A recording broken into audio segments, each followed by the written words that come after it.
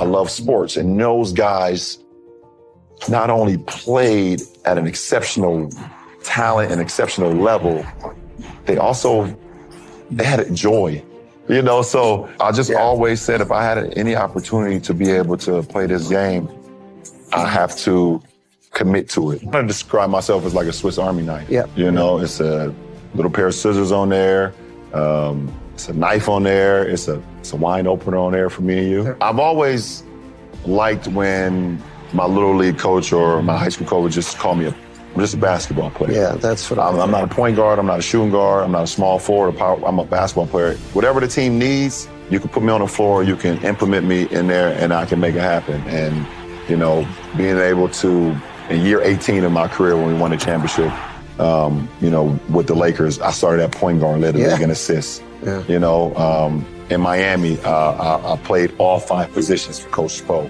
and we was able to win 2 titles. If I'm on uniform and I'm on the floor, I don't want to be a liability.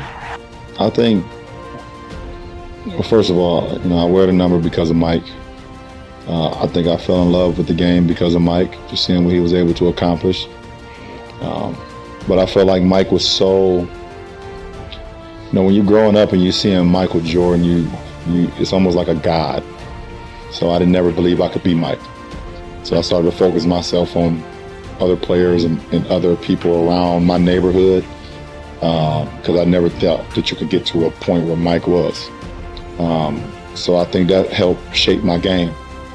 And I think the biggest thing for me sitting here today, after breaking the all-time scoring record in playoff history, is that I did it just being me. I don't have to score the ball to make an impact in a basketball game. And that was my mindset. When I started playing the game, I was like, if I'm not scoring the ball, how can I still make an impact on the game? And it's carried me all the way to this point now, and it's going to carry me for the rest of my career, because scoring is not number one on my agenda. And at the end of the day, for my name to come up in a discussion with the greatest basketball player of all time, it's like wow. Like I said, I did pretty much everything that MJ did when I was a kid. I shot fadeaways before I should have. That's all part of the plan. It's been part of the plan since I really started taking this game serious, to say, how can I get the youth to feel like passing the ball is okay, making the extra pass is okay, drawing 2 defenders, and no matter if you win or lose and you make the right play, it's okay. And because like you said, scoring the ball is so heralded in our sport, and I want the fundamentals of the game to be as great as they can be. And if some kid or a group of kids from the West Coast to the East Coast to the Midwest to the South and everything in between all around the world can look at me and say, well, I made the extra pass because LeBron made the extra pass, or I got to chase down block and I didn't give up on the play because LeBron didn't give up. That would mean the world to me. Stay true to the game, and the main point of anything, give to the game.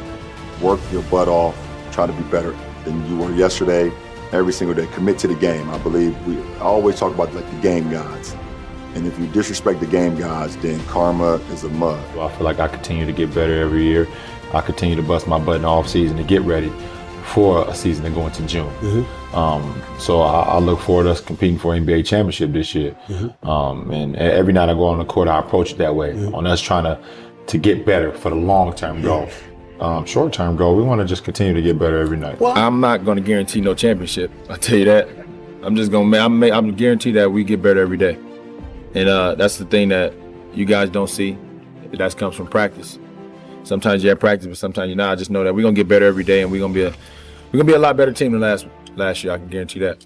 Once I show up to work, or once I show up to, the job description, and that's being a leader of the ball club every single day, there's no opportunity, or there's no slight for me on what my mindset is. My mindset is how we can be great today and how we can maximize today for either the next game, for the next road trip, for the next film session, for the next practice, for the next bus ride, plane ride. I have that mentality of If we can maximize today, then it makes the next challenge that much more easy for us. You know, for me, I just try to be consistent throughout the course of the season, be the leader I know I can be for this ball club, for this franchise every night, no matter what was going on from the outside or the inside, and be reliable every single day, showing up to work every single day, putting in the work, and grinding every single day. So whatever you can do can never ever substitute for sleep.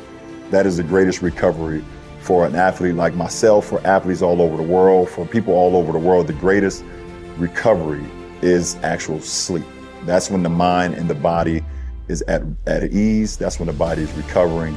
And for me, I take sleeping very seriously. I want to continue to play at a championship level and still be respected every time I touch the floor as a threat throughout the whatever minutes I'm playing. If it's 25 minutes, if it's 35 minutes, if it's 45 minutes, every time I'm on the court, I'm always viewed as a threat.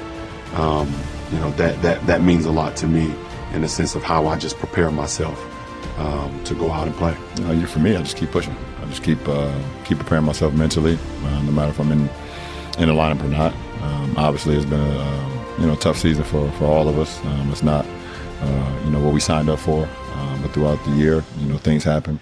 Throughout suspensions, injuries, things of that nature, and us just not being able to play,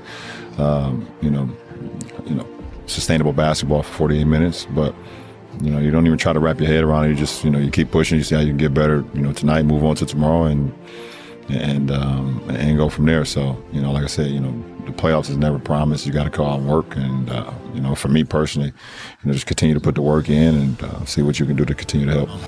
Well, my expectation, is to try to get better every single day. I don't expect nothing. You work for what you want. You can't expect anything. I think that's all. For me, it's all part of the process, and the unknown is, what to expect at the end of the road. So I don't ever base anything off of that. What I know I can bring to the table is, being committed to, having excellence, every single day from a mindset standpoint and from, how I prepare to go out and play. So, everything else take care of itself. I know you guys tired of hearing me say this, but I got better. And you guys looked at me crazy last year when I said it. Like, how did you get better from the year before? Is there any way you can get? I got better. I'm a better basketball player than I was last year, and in every aspect. And I feel very confident and comfortable in my game right now. It's all about repetition. Things just don't happen by accident. We go over this stuff a lot during practice, during shoot-arounds, during film sessions, on if we're down 3 or we're down late in situations, what sets we can go through. And when you perfect it in practice, it makes it a lot easier on the floor. So I always tell my team, hey, guys, let's get better every day. There may be games where you got better that night, but that team maybe got better just a little bit more and won the game. Now, I could be satisfied with that, but I can't be satisfied with our team not getting better and losing the ball game. I put in a lot of hard work as an individual to not only better my game, but if I become better as an individual, our team is automatically going to become better. So I guess I'm my biggest critic. And after the season, I kind of assess my game and seeing, okay, this is what I was really successful at that season, and this what I wasn't so successful at. And I try to work on that in that off season, try to bring that into the next season. So I don't feel like I've reached my peak. I don't know where my ceiling is. I hope I don't bump my head. I hope it's high enough where I never reach it, but I will continue to push the envelope and just try to continue to break through. Well, you just try to get better on every aspect of the games that you try to improve from the year before. I'm still trying to improve my post game and playing in the interior. I'm still trying to improve my ball handling. I'm still going to continue to improve as a leader. And that's how I am. I put so much work into me trying to be the best every single day that the guys see it, the coaching staff see it, and they trust that I'm going to at least try to put our team in the best position to win. That's all I can ask for. And every time I think about working out, as hard as it is, Ali always said, training is hard, it's tough, but suffer now and you'll live the rest of your life as a champion. So, that always resonates for me.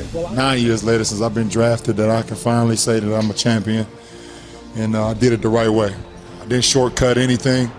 I put a lot of hard work and dedication in it, but, and hard work pays off, so.